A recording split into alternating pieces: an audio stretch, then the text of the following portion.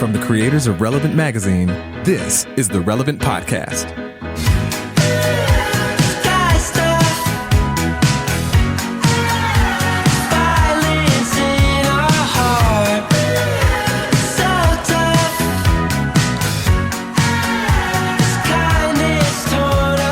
It's Friday, June 21st, 2019, and it's the Relevant Podcast. I'm your host, Cameron Strang, and here with me in our Orlando studios, our fill-in engineer, Clark Flippo. Hey. Chandler's off selling a house right now, actually. He's not in real estate. He's moving out of his condo, and they're closing right now, right at the exact hour that we're having to record. Our little boy's all grown up, isn't Over he? there on the Skype line from Loverland, Virginia, Jesse Carey.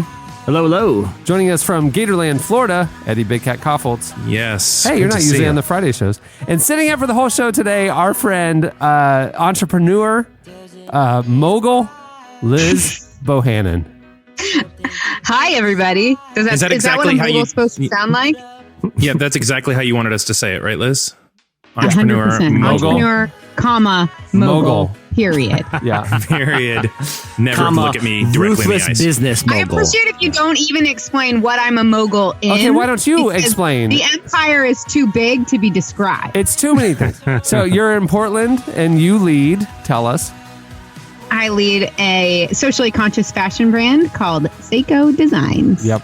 Nailed it. Many of you listeners have heard her on the show here over the previous few months. She's been joining us, and it's been a lot of fun. Those of you who haven't been listening, you may remember her from Shark Tank. Shark Tank. Oh, This was on Shark Tank. Throwback. We're bringing that in. How do you feel about that? I feel great about it. It makes can I tell you that I've never actually seen the episode?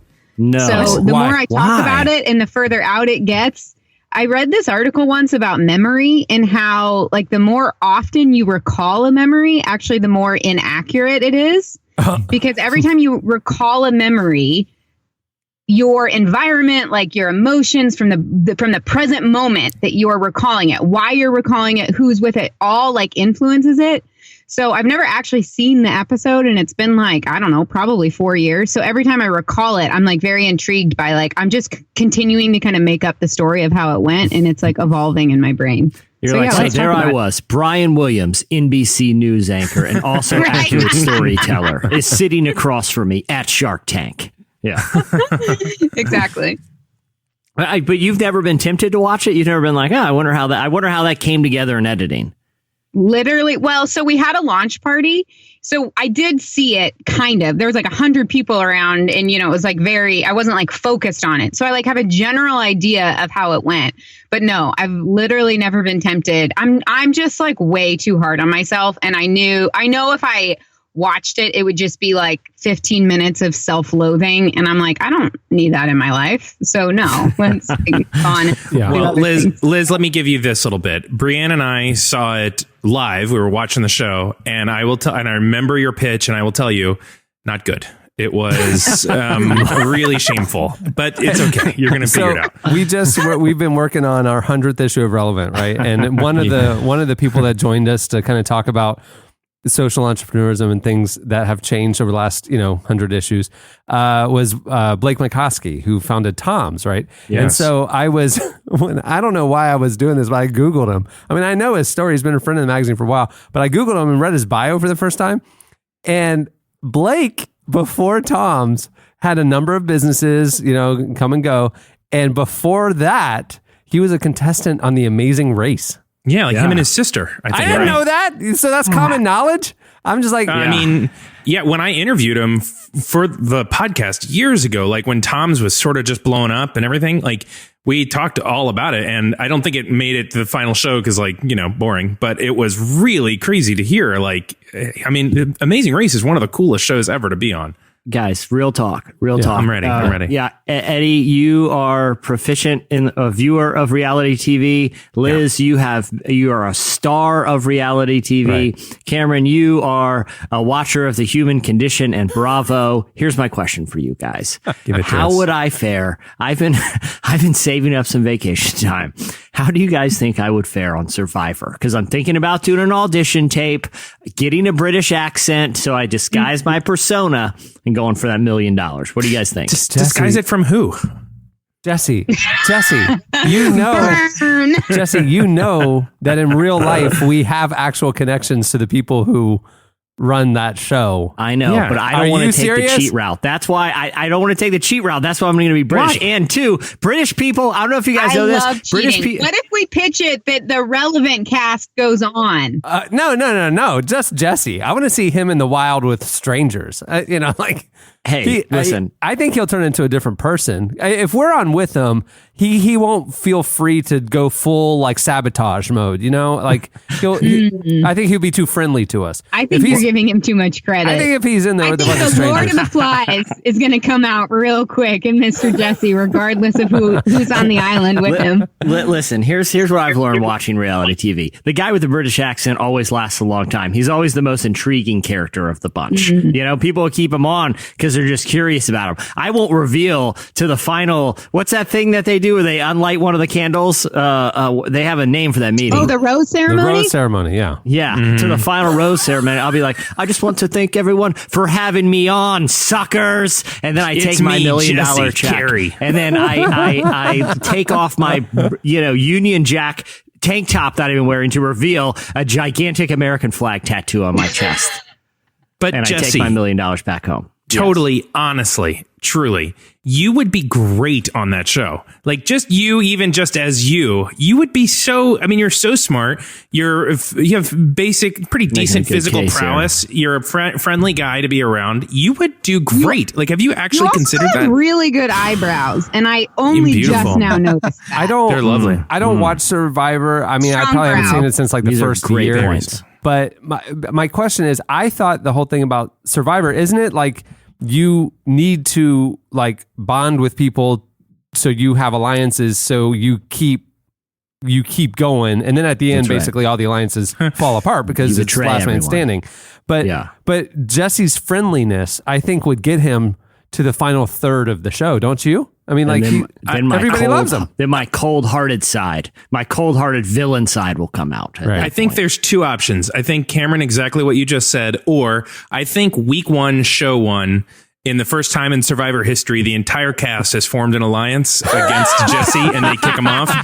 And every single one of them, to be around you guys anyway. every single one of them in their like stand-up interview, you know, that they're doing secretly, talking about why, they're just like, this dude never stops talking. Like he just talks constantly, and they're just like, we can't take him on the island. We can't get him to shut up, and we know he's faking that British accent. Get him out of Okay, here. I don't know if I'm allowed to say this. I might not be able to, but I have a friend that was on Survivor. Okay. And I believe her when she told me that she got set up and got kicked off in like the first round or first episode. Wait, or set something. up? set up by her cast or like Or by the No, producers. she thinks it was higher powers. The producers? God. Yeah, Like caught God. with a candy bar in her bag or like something. I didn't watch the season, but Wait. Your believe her. friend was on the show and you didn't bother to watch? okay. Well, I show my love in other ways, Cameron. It was like my mom's friend, to be fair. Oh, okay. So she was older. Yes, she was in her like 50s or something. I don't know if I'm allowed to say that. I might get. I'm tempted to watch this because my friend Liz's mom's friend was on the show. You couldn't even be bothered.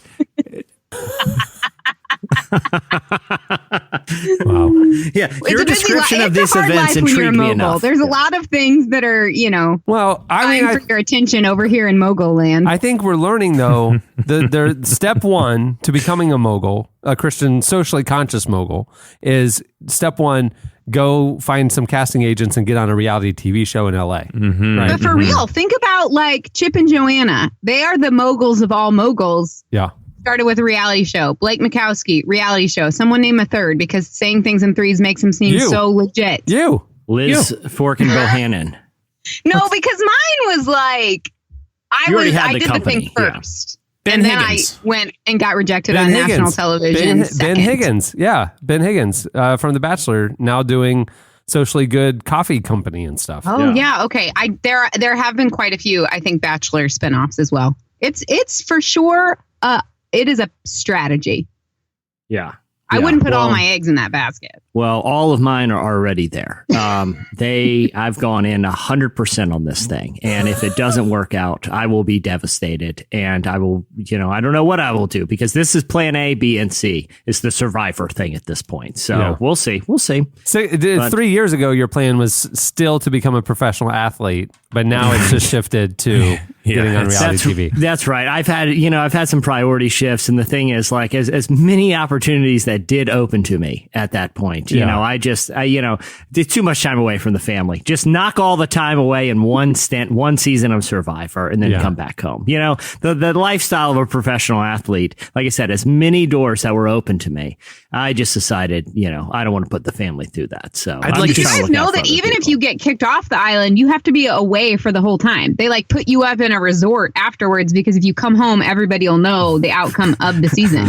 So you could, if I was just in a desperate need for a sabbatical, but was real broke, I would just go on Survivor, get kicked off in week 1, and then just go drink some Mai Tais. Right. Hold on. Liz, that makes me realize something, Liz. When you were on Shark Tank, you couldn't talk about the result of Shark Tank.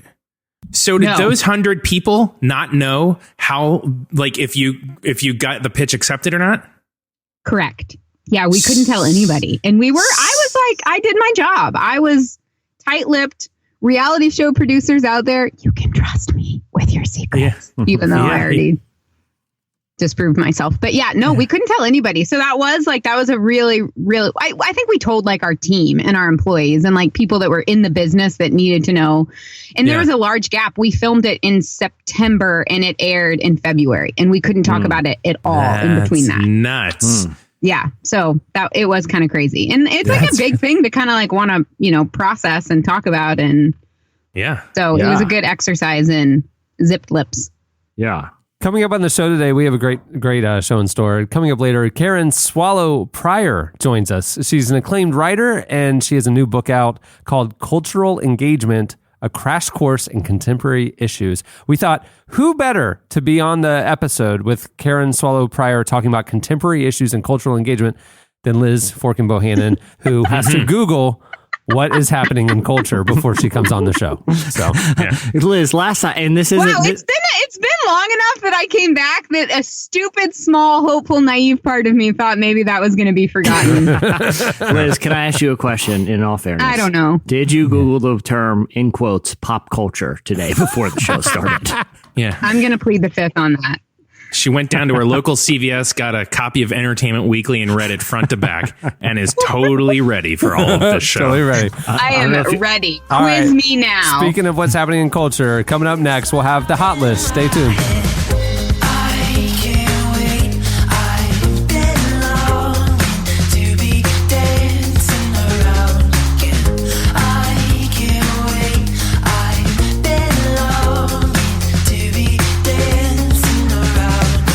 Listening to Floor. The song is Dancing Around.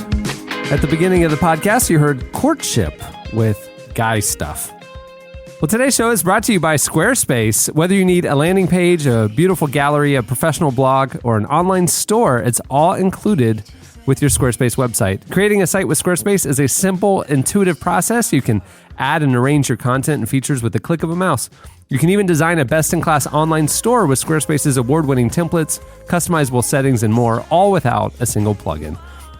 Including all the tools you need to track inventory, process orders, and send custom emails in one intuitive interface, Squarespace Commerce allows you to understand every aspect of your business. And right now, Squarespace is offering Relevant Podcast listeners a special deal. Go to squarespace.com/relevant for a free trial.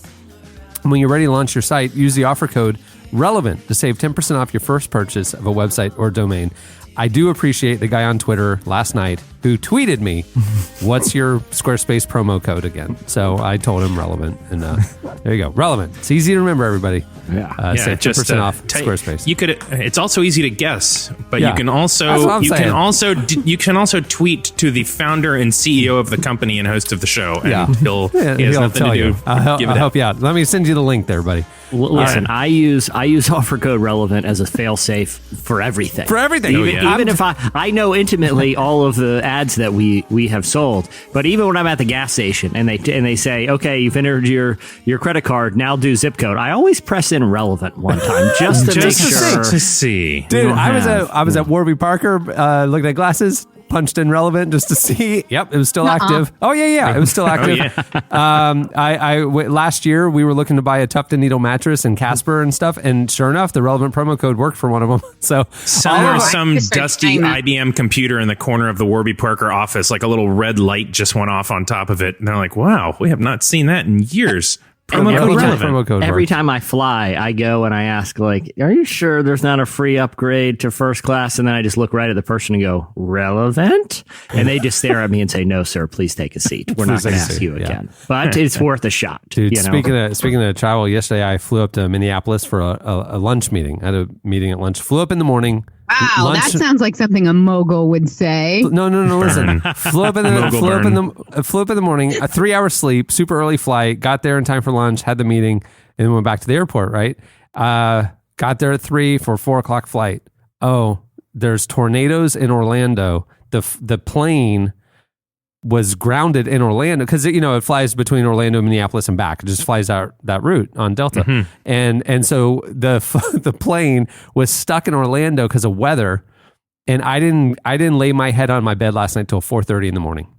Ugh. Like I was stuck in the Minneapolis airport until after midnight, and it was supposed to be like a 4 o'clock flight. I was like 8-hour delay because of tornadoes in Orlando. And Minneapolis Airport is a hotbed of activity. A lot to do there. It's one of my favorite airports in the United States. It's fantastic. Is it really? The food in the Minneapolis Airport is on point. Three years in a row, #1 airport in America. They have billboards. What? No way. I think Portland has won it in the last 3 years. Portland's my #1 favorite airport in the United States of America. According to the self-promotional billboards all over the Minneapolis Airport, which are obviously to be trusted and completely 3 years in a unbiased. row, voted the #1 airport in America. It's against the law. Here's what I love about the Portland Airport. And I've only flown out of there. I think I can only remember like maybe twice flying out of the Portland airport. But Portland. When you think about Portland, Liz, you can tell me if this is accurate. You think of it's kind of granola, sort of hipstery. The carpet in the Portland airport looks like they took a conversion van that some hippies like in the early '80s made into their house, and like the fabric on those seats is now the carpet for the Portland airport. It's a very wild carpet. It's beloved. It's become like very beloved and iconic. They have like sweatshirts in that print. You could buy like actual squares of the carpet. It has a Twitter account. I have a pair of socks with the pattern of that carpet on them. So my niece who lives in Portland gave them to me. But the Portland airport does have a really good restaurants though. Like very good restaurants. And here's the thing: the restaurants have to charge the same price in the airport as they charge off-site in their normal locations. No, that's like get the law. Amazing local Portland-based beloved restaurant food for their like street prices, which by the way are really good because Portland has by far we are the #1 city in America for your dollar food and beverage. Huh. Wow. In the whole country, and you can get that at the freaking airport. I thought Minneapolis was, just to be fair. I think you may be thinking of Minneapolis. They're a lot better. Yeah, I was going to say, the one downside, you do get a lot for your money, but most everything is made with like weird artisan honey, and you're not sure a lot of these farm-to-table stuff are meeting health codes. Is this clean? Is this honey supposed to be chunky? Yeah. Yeah, there's like bee parts in this honey. There's debris in feathers or whatever, wings. Yeah. There's a lot of specks in this honey. I'm pretty sure my hamburger has a bee wing in it for some reason. Is anybody confirm this? Yes, but you know that bee was treated with dignity. Yeah. That's true. It's weird. You can rest assured that it voluntarily gave you that wing for that small bit of protein out of its own free will, and up until that point, it had a beautiful life. Yeah, a lot of people don't know this, but when you go to buy a house in Portland, it's weird if they don't have a working beehive in the backyard, and most of the master bathroom closets come with a couple beekeeping suits. It's just part of the thing up there, Part of the deal. I haven't been to Portland's airport in about 9 months, but my recollection is like when you land in, like, say, Austin, the Austin airport. Step out of the plane, it smells like barbecue. My recollection of the Portland airport is you step out of the plane and it smells like coffee. Is that accurate? Yes, coffee and BO, because aluminum is really bad for you. Oh yeah. No one wears deodorant up there. No one's wearing deodorant. They just rub honey in their armpits, and it's not. It's very sticky. Okay, honey mixed with coconut oil, which does have antibacterial components. To be fair, hold on a second, Liz. You don't wear deodorant, do you? I wear. See, I love making fun of Portlanders, and then I am one. I wear aluminum-free deodorant. It's true. And here's the thing. I'm not even going to say that it works as well. It doesn't. I admit it. I absolutely admit it. But I might live a little bit longer than you guys. Yeah, that's true. But to what cost? All right. It is time for... It's the hot list. The hot list. It's sizzling. All right, coming in number 5 this week on the hot list. If you want to follow along, Liz, you can just Google pop culture news real quick. You can read along with me. Coming in number 5, Joel McHale this week wore a Preachers and Sneakers hoodie to the Fortnite Celebrity Pro-Am. There's a lot of trendy terms in that sentence. I know. I am here with you. I know Preachers and Sneakers. Good. There you go. Okay. Good for you. I know 2 of the 3 pop culture terms mentioned in that headline. Thank you. I don't know Only who Joel one of the McHale 3, is. but it's fine. And what is a fortnight? Yeah, this weekend, No idea. Epic Games held its Fortnite Celebrity Pro-Am, and the comedian was one of the celebrity competitors on hand. Well, for the event, Joel McHale had a very interesting wardrobe selection, a Preachers and Sneakers hoodie.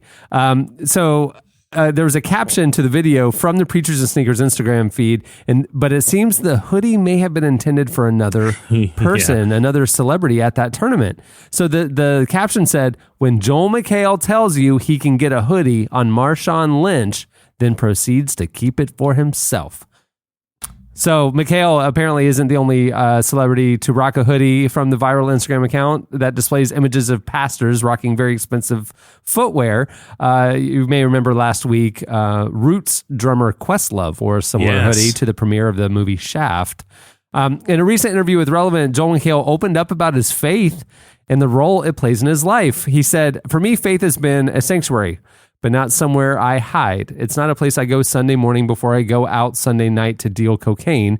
It's not like these things are compartmentalized. Once you start believing, it's nearly impossible to extract yourself from faith. It should be in every part of your life.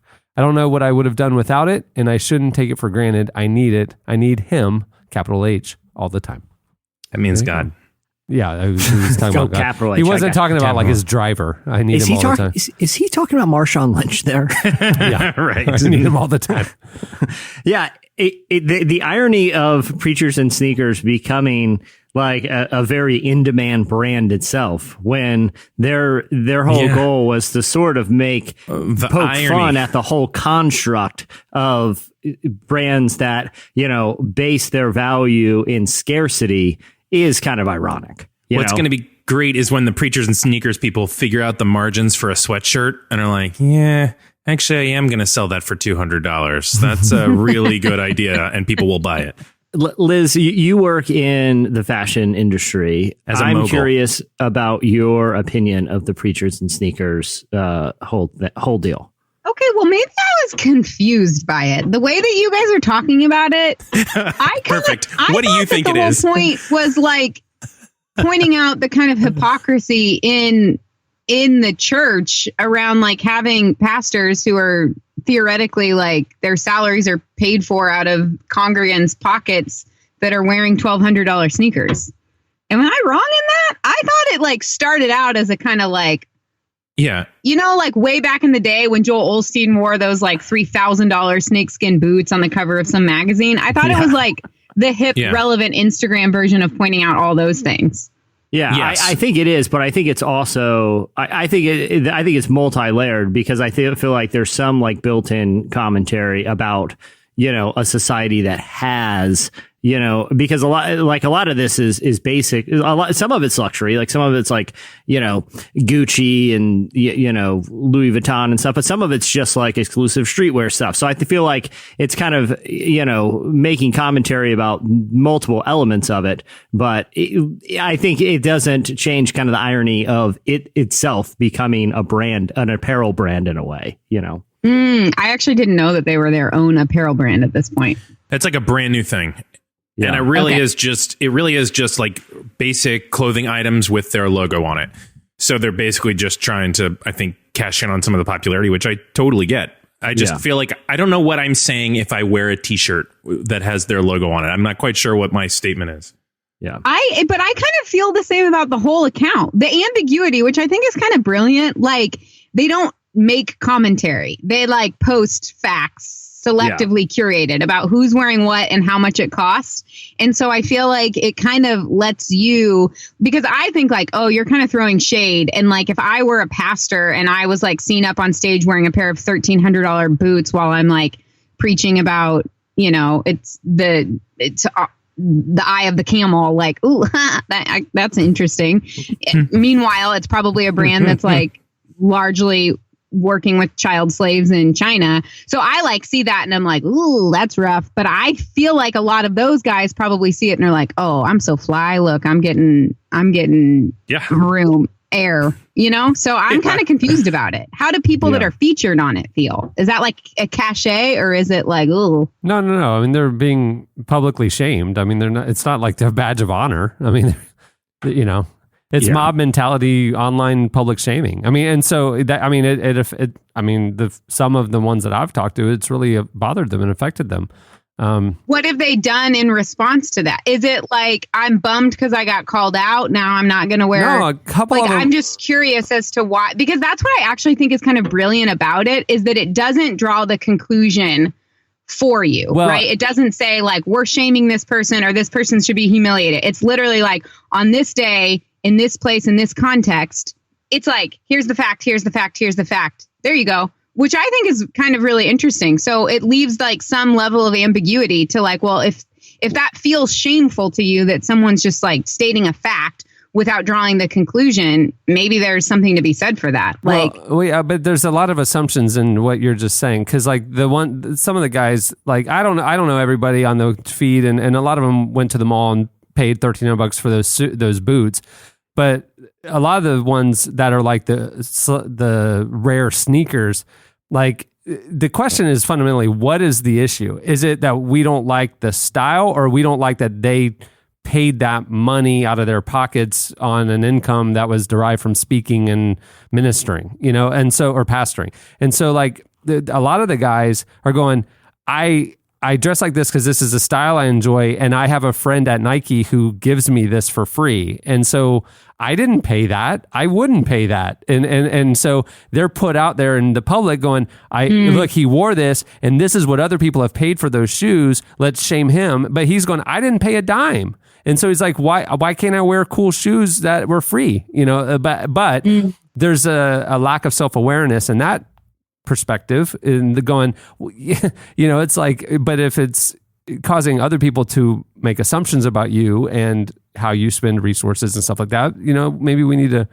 step back and look at that and have a little bit more self-awareness. I mean, so again, there's like the natural, from some of the guys I've talked to, there's like this innate defensiveness going, you don't know me, I didn't do that, you know, like, and then the mob, you don't know me. And the mob mentality is like, I can't believe he would use church money to pay that. And it's like, nobody's dealing with actual facts and nuance. It's all massive assumptions on both sides. And it's like, that's where it's unhealthy. I'm going, the commentary, the statement, hey, we need to check our hearts. We need to talk about this.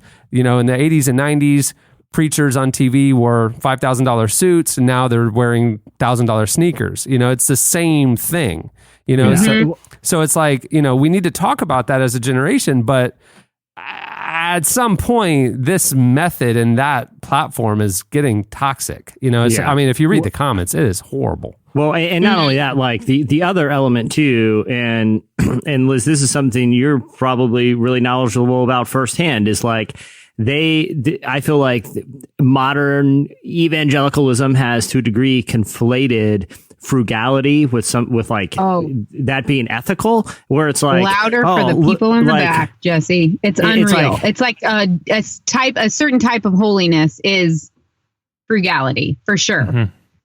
And that's the opposite side of the spectrum, that it's like, oh girl, that's cute. And someone's like, oh my gosh, thanks so much. I got it for $2.99 on super sale at, you know, this. And it's like, this idea that just by amassing stuff for cheap, you're like a good Christian because you're like frugal. Yeah. The opposite side of that is obviously engaging in luxury. I would say there's a really healthy middle ground that actually has much less to do with the price that you paid for something and more like your thought and intention behind how you're using your power as a consumer to support the beliefs in the world that you want to live in. Exactly. Because if you're a person of a certain means, there could be a case to be made that, a $800 pair of Gucci boots that were made by Italian craftsmen who were compensated very well for making those shoes is more ethical than a $20 pair of Walmart shoes that was probably made in a factory with, potentially shady conditions and shady environmental regulations.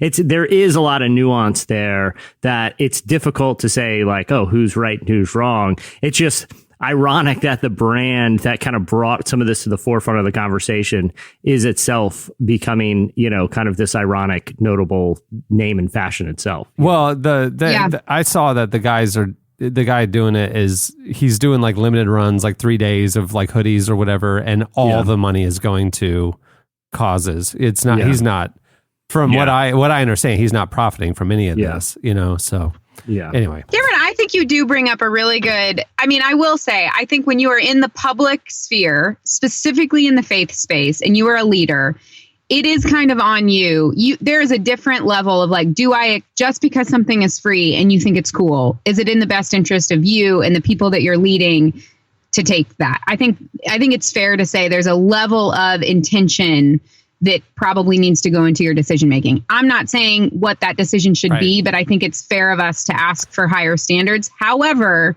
the public shame method of creating conversations like that, I do think is has the potential to be so toxic and so dehumanizing.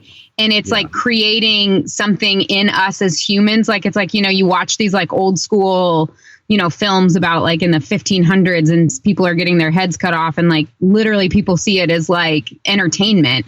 And there's kind of this idea that you can go watch someone, be beheaded, and then you can also watch somebody be publicly shamed, and it turns into this like entertainment. I'm all for examining what is happening in the human heart when we are entertained by people getting publicly shamed and humiliated, and I think it's really toxic. But at the same time, those who are in front and they some of them dismiss it altogether. That it's like, oh, that's just a bunch of haters, or those are, and they aren't listening. They don't have ears to hear and hearts, they're not listening.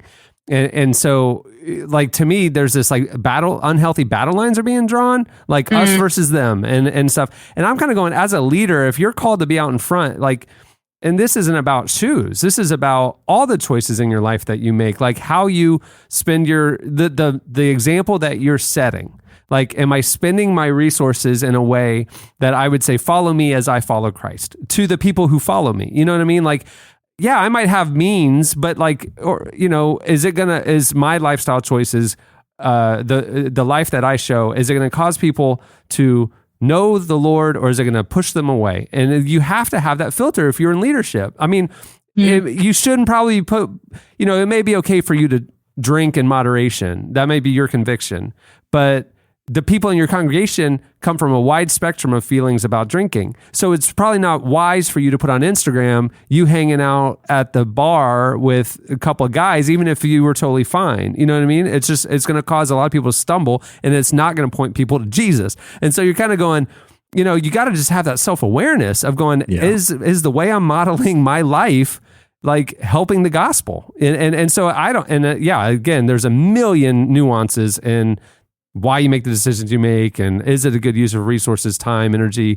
Are you living in a way that Jesus called us to live? And everybody has different opinions and stuff. And so just because somebody's conviction level is different than mine, I can't, it's hard to not snap judge them. And it's both and. I mean, the people in leadership need to be more aware and conscious, and the people who are in the congregation looking at them need to be more aware. They're human too. And we need to like, well, what's going on in my life that wouldn't fall in line? You know what I mean? Like, everybody's at fault here, and Preachers and Sneakers, I think the kid who started it, just wanted to kind of like, he was like, this is odd. should we talk about this? And now it's like turned into this incredibly toxic thing that's dividing a generation. And I'm kind of going, ultimately, it's not healthy. Like this is not a healthy platform for this. Yeah, but I don't think that's the Preachers and Sneakers. I think he just opened up the fissure that was waiting. Like, right. It was going to happen. It was going to happen somehow. And granted, there is responsibility for actions, but part of this too is it's not, should we be, engaging in this, or should they be more wise? It's, what do we expect of these people? Like, to what standards should we be holding a pastor to be our moral compass and authority? Because, like, I don't really care if Carl Lenz is wearing fancy shoes, because I'm not trying to, like, look at him and say, like, okay, this is who I got to be. If I get this right, if I can figure out my life, if I can be the Christian that I hope to be, then I'll be Carl Lenz. Like, I'm not looking at any of those pastors like that. These are human beings that have an ability to read scripture and teach in a way that's entertaining. That is like, ooh, okay.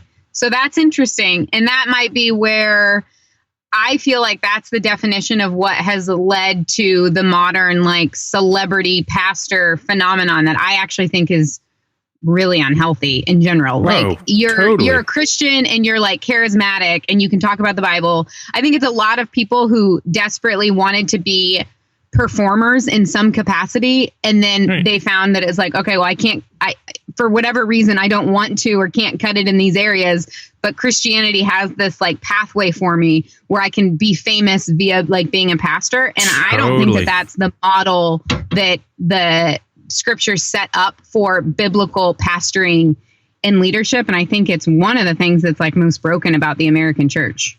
But it's tough because, like, the more people that you can reach with the gospel, like, the more people that can potentially be impacted. And, kind of the logical conclusion of that is to try to, create a platform that more people are going to engage with. I mean, Reinhard Bonnke would have a crusade in Nairobi that would have 1 million people there, and 700,000 people commit their lives to Christ and get plugged into local churches. They had follow-up programs, stuff like that. But, like, Reinhard Bonnke needed to be entertaining and have the resources to be able to pull that off. And, like, I don't think anybody aspires to be a celebrity preacher. I think it's just, you do? Oh, Cameron. Yes. I mean, I think because like the guys who aren't, because the guys who are known nationally, I don't think are aspiring to. I don't think fame factors in. I think they want to have impact. It feels like the tier under that. Yeah. The reachers. Yeah. I agree with you that there are reachers, and but those usually those kind of weed themselves out usually, right? I mean, I don't know, and I don't know the people, and I don't know their hearts. But I will say that the Preachers and Sneakers thing got me. Like, as I unpeeled the layers over time, it wasn't that they were doing that. It was that I was disappointed and they were doing that because I wanted them to be something that they don't need to be for me. They do not need to be my moral compass and authority. They are people who are really good at preaching and people who are really good at organizing a church. And I felt like part of the Preachers and Sneakers thing put me in helped me remember, like, the right position of all of this, because really, like, I should be my hope is to be looking to Jesus for that kind of leadership. And if they're going to wear really expensive sneakers, it's like, well, that's a choice, but they haven't somehow failed me just because they spend what would be too much money for me. Does that make sense? Like, yeah.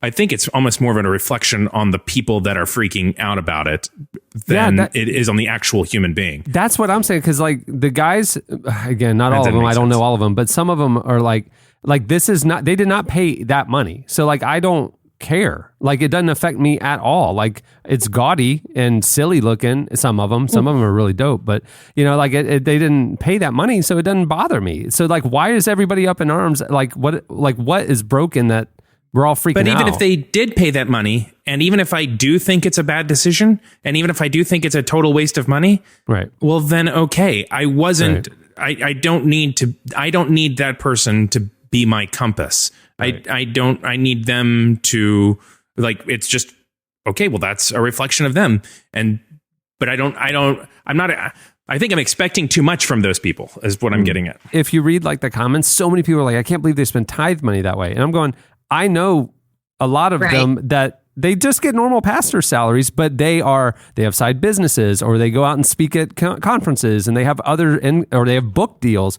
sign $1 million book deal and stuff. They didn't get that money from the church. They have TV shows and stuff. And that is the problem with the public shaming conversation is there isn't, I still think it's a valid conversation about what is your intention? Right. How are you leading your community? You have a responsibility to be making decisions. It's like, I think about that, and I have nowhere near the platform or visibility as a lot of these guys. And still, I feel like just depending on who you're leading and what your community is, as a mature leader, I think it's a wise practice to say, here's the thing that I want to do. Here's all the other factors that I'm going to take into consideration to make this decision. There's something to be said for safety in numbers and this growing societal movement. So it's I don't want to throw that out. I don't want to throw the baby out with the bathwater, but I think that there is so much that is so much healthier when we have the conversation in the context of relationships. And so it's kind of then in the public sphere, because to your point, Cameron, of people being I can't believe they're using tithing money on that. There's no nuance in that. And and a lot of truth does get lost when we open it up into the public sphere. And that isn't fair. And I will say this too. Reinhard Bonnke had the dopest off-white Air Maxes I've ever seen at that crusade. So I'm wondering if the trend is shifting a little bit, because I don't see every post they did, but one came across my feed a few days ago, and it was a picture kind of behind stage of 3 speakers at the VU conference, on bar stools. It's kind of like a shot of from behind them on the stage. And they were all 3 wearing white sneakers. And of course they put they showed the resale value of those sneakers. And one of them was wearing the resale value was $80 white, Air Force Ones. And then one of them was $140 or something like that. And then one of them was one of the crazy ones, $800 or something. But I'm going 2 out of 3 guys on stage who maybe in past months would have been wearing the high dollar sneakers, probably because they knew the eyeballs were on them, chose moderately priced normal Nikes. You know what I mean? Which, to Jesse's point, aren't any ethically, at the end of the day, Gucci and Nike, well, Nike's more vertically integrated than some other well-known factories. Anyway, a lot of them are being produced in the same place and in the same way. So it's you kind of go back to this question of what's a bummer to me is that instead of saying ooh, how can I be using my purchasing power in a way that I want people in my community to reflect? It's just going to the cheap so that you're safe. Right. So it's it's a bummer to me, not just, I'm obviously biased because I run an ethical fashion brand, but it's man, you could be using your platform not just to not get in trouble, but you could be encouraging people to be buying stuff that actually deeply aligns with your belief in the dignity of all humans. And instead you're just gonna buy the $80 shoe because you want to be safe. It's seeing, Meghan Markle has done an incredible, she's really utilized her platform and has been super intentional with almost everything that she's seen wearing publicly is ethically or sustainably produced. And that to me is such a beautiful example of I'm going to thoughtfully and intentionally take my platform and my resources and do something with them that I feel good about other people being oh, if I want to be like her, this is the path that I can take. And that just seems a lot more thoughtful and intentional than I'll just buy the cheap thing so I don't get slandered publicly. I did notice just this morning on PreachersNsneakers, one preacher probably is buying into what you're talking about. It was a farm to table a sneaker. It had B-wing chunks in the soles. That's what I was gonna say. But I avoid this entirely because I've been making my own shoes for weeks now, and you've been doing the Shane Claiborne where he makes his own pants. Yeah, and no problem. I will say this. I have been using bees for my shoes, and my feet are horrifically injured right now. But I'm making a point to the world. Jesse, your mistake, you didn't take the stingers off. So every step you're producing yourself. All right, number 4 on the hot list. That's what we're doing right now. Wow, you guys were just to number 4. Yeah. For King and Country this week, collaborated with Echo Smith for their new remix of their big song God Only Knows, and then it was remixed by Timbaland. Timbaland is back. The duo has previously won 2 Grammys in the contemporary Christian category, and they actually were in our studio 6 months ago, 5 months Yeah, ago, yeah, about performing, and they performed this song, God Only Knows. Well, the remix features legendary hip hop producer Timbaland. If you want to Google him real quick, Liz, it's Timbaland with an A. He did like Missy Elliott.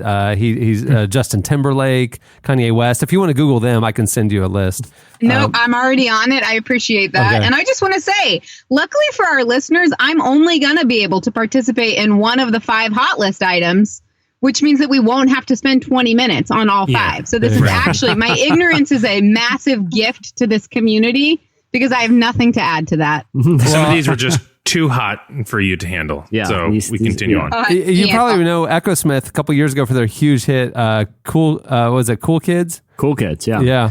Well, Echo Smith singer Sydney Seriota said in a statement, when the idea was brought up to me, I immediately said, I'll sing on that tomorrow. I love that song so much. God Only Knows is such a special song, and I think we all constantly need the reminder that there's a God who knows and loves us. We aren't doing this alone. There's so much love and meaning in the lyrics, and I'm honored that I get to be a part of it. Here is a clip of the Timbaland and Echo Smith remix of God Only Knows. God only knows. God only knows what you've been through. God only knows they say about you, but God only knows the real you. 'Cause there's a kind of love that God only knows. There's a kind of love. There's a kind of love. You keep a cover over every single secret. That line, God only knows what you've been through. It really resonates with me because no one can relate to what it's like having both feet horrifically stung by bees on every inch of them. So only God only knows, man. Don't I know it? You think they name the song God Only Knows and then sing it? Or do you think they sing it and then they're like, well, we got to call it this? But either way, this is an on-brand song. It's a good question. It's TBD. Is it really? Is that what we're going with? He called it God Only Knows, and then they just said it over and over again. And they're like, hey, it actually works. Yeah, God Only Knows. What's the next? Yeah, you know what? Say it again. Let's say it again. Coming in number 3 on the hot list, Jim Gaffigan is in a new indie thriller about a snake handling church. We're talking. The stand-up comedian is one of the stars in the upcoming thriller, Them That Follow. Here's the official synopsis. Deep in Appalachia, Pastor Lemuel Childs presides over an isolated community of serpent handlers, an obscure sect of Pentecostals who willingly take up venomous snakes to prove themselves before God. As his devoted daughter, Mara, prepares for her wedding day under the watchful eye of Hope Slaughter, a dangerous secret is unearthed, and she's forced to confront the deadly tradition of her father's church. Wow. Yeah. Gaffigan's a devout Catholic, and faith frequently plays a role in his comedy, but he's not known for his dramatic work. We posted this on Relevant's website a couple days ago. What was our headline, Jesse? Okay, I that's what I want to ask you guys about. You guys are going to be, this is going to be objective here, because the headline that we crafted for this, and we used a picture of Jim Gaffigan handling a snake, like a screenshot from the trailer. Right. The headline was, Jim Gaffigan is in this creepy thriller about a snake handling Pentecostal church. Yeah. I don't feel like we were throwing shade there. I was just saying, what is the most interesting part of this? Yeah, Jim Gaffigan. Creepy thriller. Yeah, Jim Gaffigan. And I was going through Instagram and I followed Jim Gaffigan, and all of a sudden there's a screenshot of our story and Jim posted it. Did you see that, Jesse? Yeah. And on Twitter, he said, I just love the headline of this article. Jim Gaffigan is in a creepy thriller about a snake handling Pentecostal church. I wasn't shaming.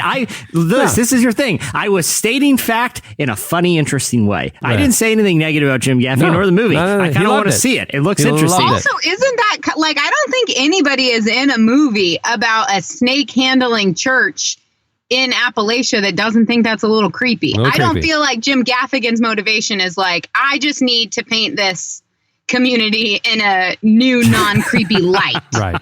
Like, yeah, I don't feel like that's pro his deep actor's motivation and the well that he's drawing from. Right. Yeah. I could be wrong. The creepy film releases in August, so be on the lookout for it. And thanks for following, Jim. Coming in number 2 this week on the hot list, Gary Busey is back in the news. He's going to play God. He's going to play God in an off-Broadway musical. Gary Busey as God. Oh my What goodness. could go wrong? He's reportedly signed on to star in Only Human, a play about Jesus and Lucifer and what happens, quote, when an extreme case of creative differences gets the best of them and all hell breaks loose. ... I Hold understand on. that joke. Literally. It said literally. In a statement, Gary Busey said, God is everything love is, and that love becomes the beginning of blessings and miracles. Yes. Playing this role of God is easy because I'm not acting. I'm just believing. You come see it, and you'll believe it too.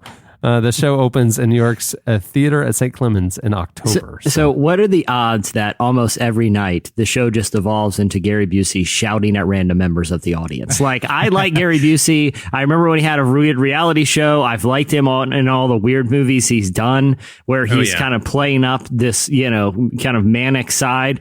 I don't know he's someone that I'd want to see in a live stage production. Like, I know part of the appeal of seeing like plays and musicals is sort of the anything can happen type of thing. Jesse, I don't know if I want to be like in the same room as Gary Busey. That shocks me. You are the fan. You're a fan of. I've got to watch this because we are on the fine razor's edge of chaos. Like, you like watching Nick Walinda walk a tightrope. Why do we want to watch them? It's boring. Okay. You're watching because of the potential of catastrophe. That's why it's sick. And I'm surprised that you don't want to see Gary Busey on a live stage play because of the potential for catastrophe. No, here's the thing, Cameron. When we saw when we saw Nick Walinda walk across that building in Chicago, that was the turning point for me. Yeah. Because like, I like seeing things turn catastrophic and very, very awkward.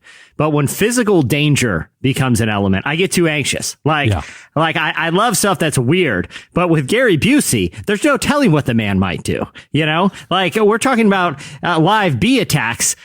It wouldn't shock me at all if bees were involved and Gary Busey was involved. When it comes to like physical risk, that's where I have to draw the line these days. It's just, it makes me too nervous, I'm 100% into it. My sister lives in Montana and she took us to a rodeo. And by the way, I am not like an easy crier. I'm not like super emotional. I don't cry at commercials. I don't get gooey about pets. And we were at this, rodeo, and the guy fell off the bull, as happens. And he was supposedly hurt. And y'all, I burst into tears and took my son and left because I spiraled so fast. I was like, his mom is watching this, and this is the worst moment of her life, and we paid to be here to watch this. And then I started thinking about, what is the economic reality for this 17-year-old kid from rural Montana? Like, is this what he wants for his life? Would he have taken other opportunities if he would have had them? How is our education serving Mr. Joe Bullrider? And like, are we actually just capitalizing on his lack of opportunity? And now there's a bunch of like rich white people wearing cowboy hats in a stadium that are paying to see this kid almost get hurt. And then I cried and I left. So I'm a really fun person to take to things that are supposed to be lighthearted and entertaining, is what I'm trying to say. I heard about that event, Liz, and the most heartbreaking part, when that boy is writhing around on the ground, he was somehow attacked by bees. They don't know where they came from, but there was a bee attack along with the injury. It was heartbreaking all the way around. But Liz just had her own full Gary Busey moment. It was just wheels were off the wagon, and we were just deep into whatever was happening. Nobody could say a word. We just had to watch and wait. Yeah, it was fun. All right, coming in number one this week on the hot list. Oh boy. Number one, biggest news of the week. DC Talk is officially reuniting for a, quote, land cruise, otherwise known as a tour. The iconic Christian music trio DC Talk just wrapped their second Jesus Freak cruise. Well, the band stopped touring and performing together nearly 20 years ago, and each member has pursued new projects. Yes. But this week, Michael Tate, who is also in the Newsboys, stopped by a radio station for a special announcement. He said, "I've got news for you. We just finished a DC Talk cruise yesterday. Pete Furler of the Newsboys and I, Toby Mac performed, DC Talk, K-Max, Newsboys. But next year, DC Talk will be doing a land cruise. We'll be doing tour dates in the States, not announced yet, but it'll be very few, but we'll do them each year, 20, 21, and probably 22. DC Talk is now the Rolling Stones. You don't know who any of these people are, right? No, but I'm thrilled about this being on the hot spot only because my number one takeaway from the entire podcast right now is that you know, you guys know I have a book that's launching this fall, and we're debating whether or not we want to do a tour. And I'm like kind of on the side of no, but now all of a sudden I'm like, but we could call it a land cruise. That's my favorite part about we this. have to It's do the it. best. Because that's like, you know, the dad that comes home from work, you know, right before the family vacation that like has just lost his job, and he tells the whole family, he's like, we're going on a cruise, a land cruise. And then like, you got driving. Greyhound bus tickets, didn't you? Yeah, The Greyhound yeah, bus, yeah. land cruise, you know. I realized that So good. kind of the whole DC Talk world has been waiting to hear my reaction, because some would say, and I agree, that I am probably responsible for the resurgence of DC Talk. Who was talking about DC Talk before the Relevant Podcast beat happened 5 years ago? 0 people. Literally no one. And I'm going to tell you this. And I don't want to draw too fine a line. Cats is coming back as a movie, a full-fledged movie with Taylor Swift in it. Cats. DC Talk is reuniting. I'm just saying, basically and humbly, you're welcome, everyone. Am I not the most powerful?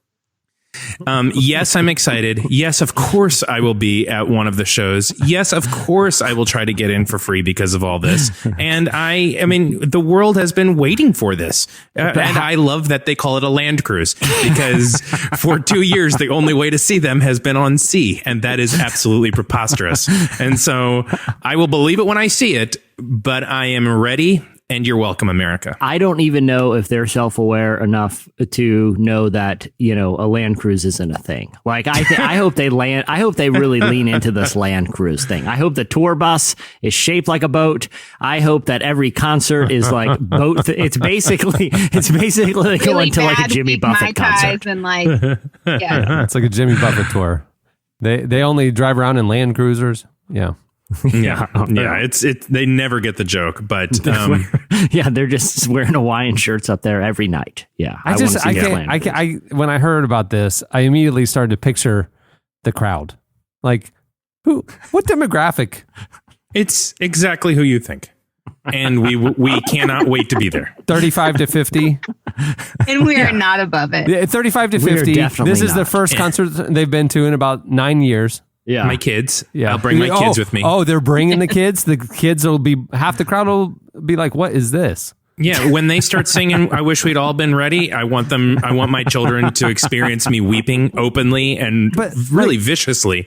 Do these people, I don't actually know well enough, but I'm imagining some like jeans that have rhinestone bedazzled That's Michael crosses Tate. on the back That's Michael- pocket. that's Am Michael- I on the right page there? Yeah, a lot of That's the thing affliction. with A lot of the affliction DC here. Talk. You want your hip hop. You're going to have your hip hop style. With, you know, you're going to have your more like classic rock, a little bit out there with Kevin Max, and you're going to have your rhinestones with Tate. The entire crowd is wearing something bedazzled. This crowd hasn't been to a show since Affliction was the trend in the aughts.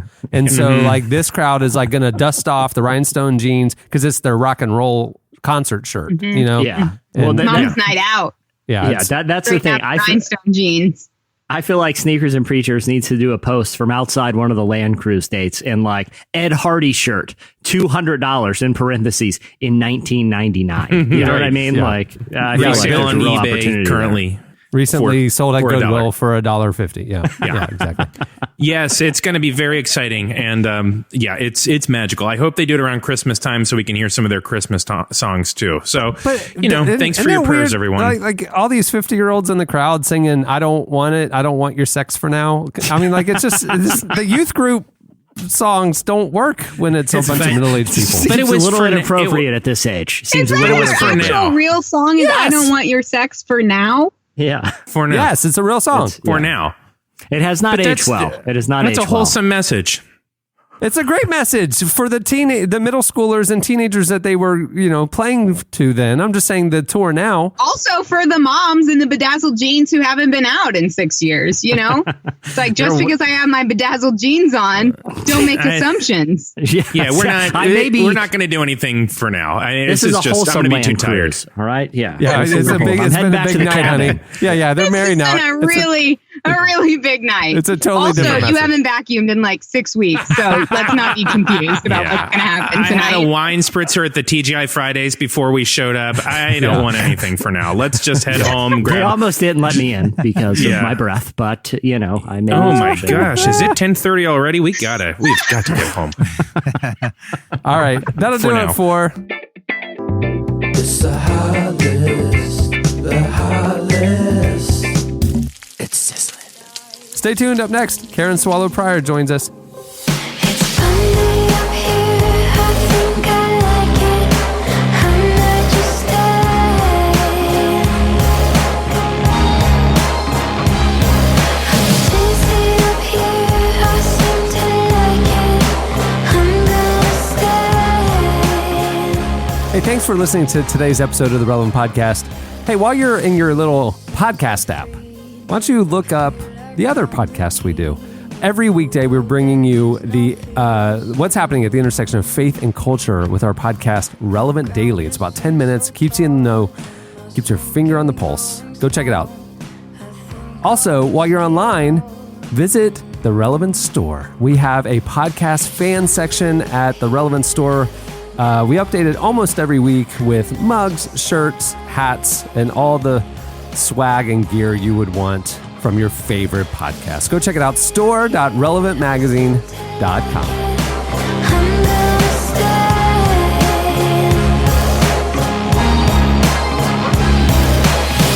I see my feelings fly. I have nowhere to hide. I'm rolling open skies, open skies, open skies. You're listening to Lucy Daydream. The song is Dizzy. Well, Dr. Karen Swallow Pryor's writings about faith and culture have appeared in publications including The Atlantic, Vox, The Washington Post. She's also a noted #Church2 and pro-life advocate. A lengthy recent profile in The New Yorker said the Liberty English professor and author, quote, stands at the vanguard of a new movement of Christians looking to reclaim their faith from the regressive, racist, and misogynistic policies that have co-opted it. When her new book, Cultural Engagement, a crash course in contemporary issues, Karen and her co-author Joshua Chatraw discuss how to develop a biblical viewpoint on modern issues like immigration, creation care, war, capital punishment, and more. We recently spoke with Karen about the book and how to engage today's most pressing social issues. Here is our very own Tyler Huckabee's conversation with Dr. Karen Swallow Pryor. I was wondering if you could give a sort of a brief summary, the elevator pitch, I guess, on cultural engagement, what it's about. Well, the book is really a collection of essays by various contributors from various fields and disciplines on 10 different issues that are really pressing in the culture and the church today.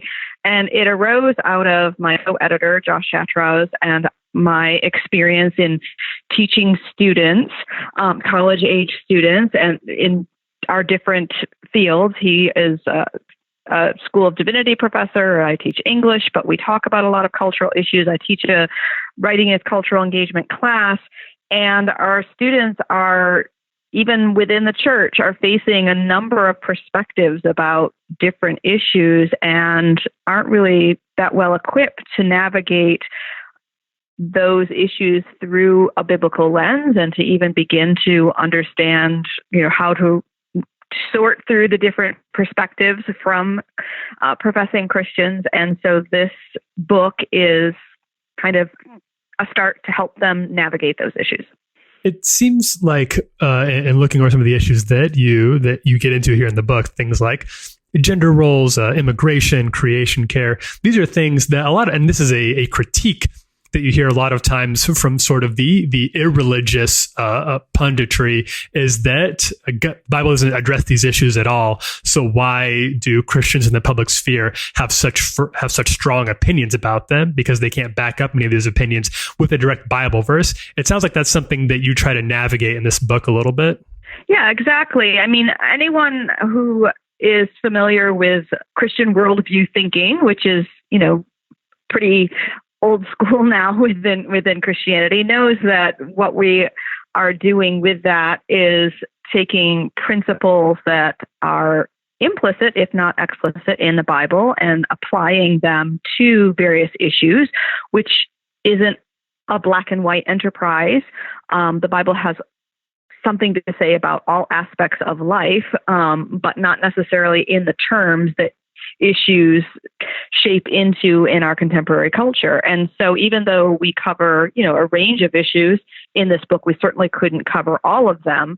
So it's also our hope that just working through these kinds of issues in the ways that we assist through our editorial material, our discussion questions, that actually that is just a practice and a skill that can be developed and applied to whatever issues might bubble up in the next 10 or 20 years, because we know that the issues will always change, but the way that we read the biblical text and attempt to apply them to the issues hopefully stays the same. I'd be very interested to hear, because this has also become a similarly very divisive topic among Christians in 2019. Of course, it's the issue of politics.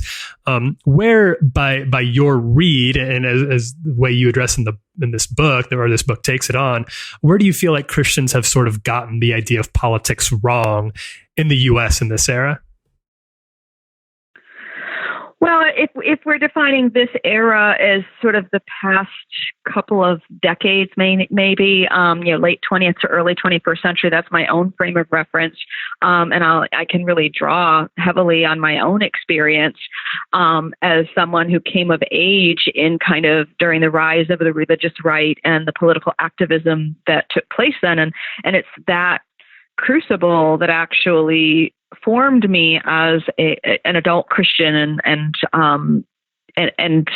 crystallized my faith. So, I mean, I really became an adult and became a committed Christian through political activism and my intertwining of my faith in politics.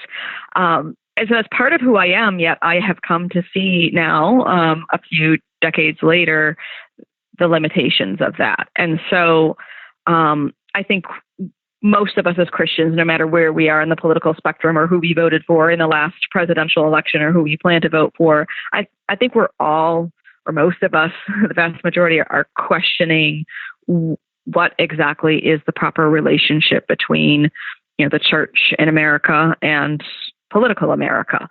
I'm not in favor of complete, political pulling away and disinvolvement, and like some other Christian sects, maybe they are separatist. Yet at the same time, I have learned, I think, from too tight a marriage between church and state, and we're all wrestling with that. And I'm particularly proud of this section of the book, because I think we give a really good range of views, all the way from, Robbie George's very conservative approach to politics to Michael Ware's explanation and apologetic for being a Christian and a Democrat. So I hope that readers will find this section as comprehensive and engaging as we do. In looking at sort of the broad overview of the book, what do you hope people who read it, what are you hoping that they're left with? Or these are all like a lot of individual topics. There's some overlap between them, but they're all also kind of a bullet points of just major issues that are on our minds that are in the news right now. What do you hope the total effect is on somebody who walks away from this book? I think what most of us are exposed to every day is this opinion and that opinion, and this Christian tribe and that Christian tribe, and we have to sort through it, and we often pick our views based on the tribe, but we don't look at the various perspectives together and in comparison with one another through a biblical framework. And so this book, even as limited as it is and as comprehensive as we try to make it, I think presents readers with a way of viewing all of these issues together and measuring them against the biblical text, because there are such a variety of views. There's no way to just to pick one without doing that. And perhaps by weaving these things together, it can help us when we leave a book like this and go back out into the internets or into our communities to have a more comprehensive way of viewing those disparate variety of views we see out there. Like we're just inundated with this view and that view all the time without any framework or context.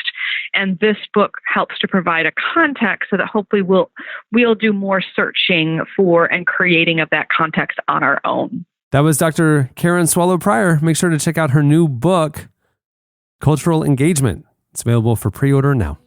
Stay tuned. Up next, it's Ask the Cast. I'll make it better, baby. There's no pressure. This love is made for us, you'll see. Today's episode is brought to you by Not Forsaken, Finding Freedom as Sons and Daughters of a Perfect Father by best-selling author and pastor Louis Giglio. In Not Forsaken, Louis points us to a God who is not absent or ambivalent, but is available and affectionate, ready to shower us with his approval and love. When we take hold of this truth, we are not defined by our pasts, but by the love of a perfect Father. Christine Kane said, Not Forsaken is both timely and timeless. It will help heal the wounds and fill the deepest longings of a generation. Pick up a copy of Not Forsaken at your local bookstore or at notforsakenbook.com.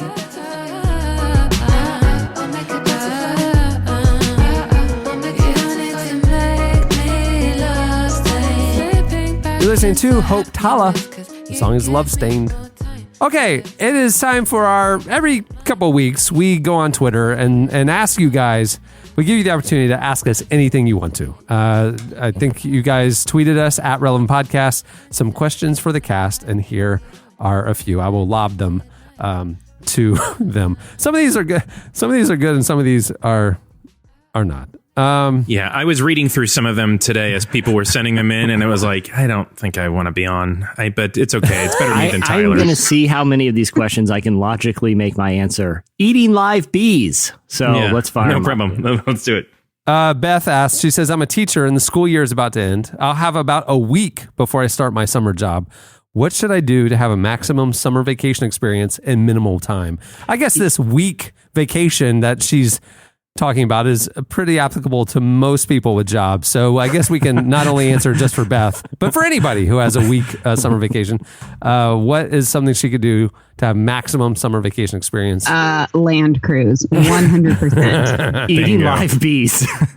Yeah, I would agree with all that. I would also say, pop on those bedazzled jeans, Liz. Go and see if there's like a Beatles cover band down the road or some sort of Journey cover band, and just live it up. You do you, and don't let anybody say you can't have that second spritzer. This is your week. I would encourage you to water that down significantly, just for ethical reasons. Yeah, you've been The other thing I would say too, a week is, maybe you don't have time for a cruise, but like you said, Liz, a land cruise is certainly in the option. Just grab a Greyhound bus ticket, cruise to nowhere, just flying down that American highway. What could go wrong? I just went on an old fashioned. So my husband and I just celebrated our 10-year anniversary. Congratulations. And we spent the first year of our marriage living out of our car. So we thought it'd be fun to celebrate 10 years revisiting that. So we went on just a legit old fashioned road trip. And man, road trips are so fun. Yeah, they're it's the best. Just blazing music. We had a list of 100 questions that we were asking each other. We road tripped up to Canada. We took a ferry over, which was really fun. We actually we spent probably, in full transparency, the first 12 hours fighting, as one does as you settle into vacation mode. Any change in mood, temperature, the whole thing, you got to reacclimate. Yeah. So we're on a ferry going over to Canada. Our car is on a huge boat with hundreds of other cars, and my husband's sitting in the driver's seat, which doesn't even matter because we're on a ferry. And I'm screamed at him, we're just going to turn this effing fan and go back home. Don't freak out. Liz, I did notice that vacuum comment was very quick. He hasn't vacuumed in a week. That came out of nowhere. Now I think I realized. In full transparency, my husband vacuums a lot, which, bodes well for him. And I have to put on my sparkly jeans because I got to do my part, Oh my gosh. He vacuums, I bedazzle. Oh my gosh. For now. Just not for now. Just later. Okay. Taylor asks, what's the weirdest food you've ever tried and liked? Jesse? Well, this is interesting. I really got to think about it. There's nothing that leading live bees. Boom. Question Set it up answered. for Next you. question. Reggie asks, is cereal considered a soup? We've answered that one. But Reggie also asks, are hot dogs a sandwich? I mean, I've heard this debate, and I mean, Yeah. I think I've thought about this from every angle you can possibly, not in spirit, but by effect. Yes, they are sandwiches. Liz, what is your take on the hot dog dilemma? I disagree. Having the main component be tubular disqualifies it as a sandwich. 100%. It sits in its own category. What about a Bratwurst, club sandwich sausages, with hot salami dogs. rolls? No tubular majority components that comprise over 90% of said meal to qualify as a sandwich. I guess. What that's about fair. sliced tubular things? Like you would take, like Jesse said, salami slices. Or, I mean, that's a tube. A lot of Yes. lunch meat starts in tube Yes. form, Liz. Yeah. Yep, I 100% agree with that. Yes, definition. It can be sliced, but We not really- in existing tubular form Oh, at the okay. time Not- of consumption. We're Okay. really splitting hairs, or should I say cutting hot dogs here, aren't we? Yeah, team? yeah. Nailed it. All right. Let's see. Laura asks, if you could do one thing without any negative consequences, what would it be? Eat live bees. 100%. I would eat pizza every day for the rest of my life. Yeah, I would. Yeah, literally just be allowed to eat whatever I want, and that would be my answer. That would be amazing. Yeah. Except the Gucci sneakers. But there are consequences to our actions, so we need to Okay. be more intentional. And I do about want to them. throw in one thing: Yeah. murder, murder, Yeah. bee murder. Yeah. There is a movie that I watched. It's like a stupid, scary horror film, but the whole premise of it was there's one night where nothing is illegal and you Yeah. can do anything without repercussions. What was that movie? I think Jim Gaffigan's in it, right? Yeah, it's about these creepy Pentecostals. It's a It great really movie. got me. It really did get me noodling because I feel like your perspective on what happens that night shows a lot about what you believe about humanity and the human condition of what Yeah. people would do if they didn't have Yeah, consequences. it's The Purge, I believe. Oh. You're thinking. Oh, good call. Yep, good it was one, the Purge. Jesse. Everybody, it was bad. Everybody just wanted to murder each other. But what if that happened and we really saw that underneath it all, we all just act I would give away my entire fortune because I could do that and there wouldn't be a consequence for me. Okay. I'm not going to lie, Liz. That sounds like a super boring movie. So Yeah, I like the 100%. murder one. The If murder they're one not- sounds very exciting. Yeah, if they're not murdering, this is getting boring. I mean, what are we like? Fair enough. We're just trying to wrestle alligators or something? Who cares? You got to murder people. Matthew asks, this is interesting. I've been plagued with making a 13-hour road trip playlist for my very reserved family's vacation to Florida. What should be the first song on my playlist to really get this vacation started on the right track? The caveat, a very reserved family. Well, This I is- think he needs to send a message loud and clear to that family that I don't want your sex for now. That is the most obvious choice to start. That's number one. Then it's got to be a pretty. Everybody likes Huey Lewis in the news, and that's just fact. There's I don't nobody know. on earth. Hold on. And now, when he says really reserved, I'm thinking they don't like secular music. Yeah, but everybody likes Huey Lewis. That's what's interesting. It Oh. cuts through all lines. He's the number one artist ever. My So my parents don't listen to secular music, and they would go to a James Taylor concert today. He's pretty What? chill. Yeah, What's their justification? I think it's I love James Taylor, by the way. I think I think Sweet Baby nostalgia. James to my son every night. I think the They like plane crash the- music. I think the non-secular music band came in the 80s, and so I think any of the music up to that point, Got Motown, grandfathered in. got before then. grandfathered in. We love James Taylor. Because there's some Michael sketchy McDonald. stuff, and I know because I sing it to my 2-year-old son. There's a line in Sweet Baby James that says "dreaming about women and glasses of beer." That, by the way, now my 2-year-old sings in public, so you can judge my parenting. Yeah, but that's fine. cute. He actually got Sounds paid pretty $1 in the store the other day because he just started belting it out, and someone handed him money. Yeah. Do you have a good voice? Do I? Yeah. Mm-hmm. I'm not going to pay any bills with it. We're going to say that. I see. I'm just curious what it's like having him hear these songs, and then someday he's going to hear James Taylor and be like, "What on earth? How is that? How are these two things the same song?" 100%. 100%. All right. Well, there's a lot more questions. We'll try to get to them in another podcast. Thanks for sending them in. That is your Ask the Cast segment. Hey, Many thanks to Karen Swallow Pryor for joining us. Her book, Cultural Engagement, is available for pre-order now. Go check it out. Also, thanks to Squarespace for making the episode possible. You can go to squarespace.com/relevant for a free trial. And when you're ready to launch your website, use the offer code, wait for it, relevant, to save 10% off your first purchase of a website or domain. Well, on that note, we will wrap things up. Hey, thanks for hanging out with us today, Liz. It's always so much fun having you.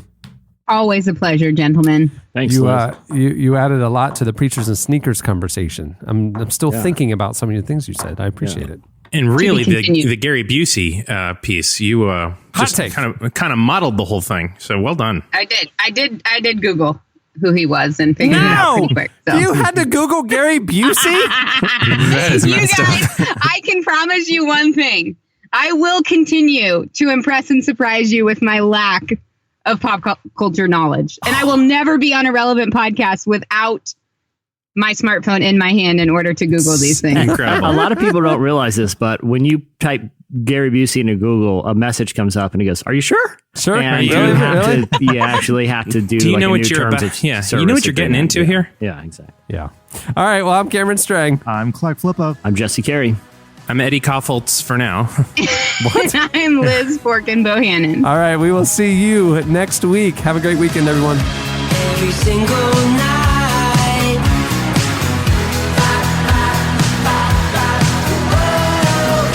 Such a deep desire. Thank you for listening to the Relevant Podcast. If you like what you heard, be sure to leave us a review on iTunes. Check out other shows from the Relevant Podcast Network in the podcast section at relevantmagazine.com. And while you're there, browse exclusive podcast merchandise at our online store. Make sure to subscribe to Relevant Magazine. Info is available at relevantmagazine.com/subscribe. Sky stuff. Violence in our heart. So tough. This kindness torn apart. I just want to thank everyone for having me on, suckers. Relevant Podcast Network.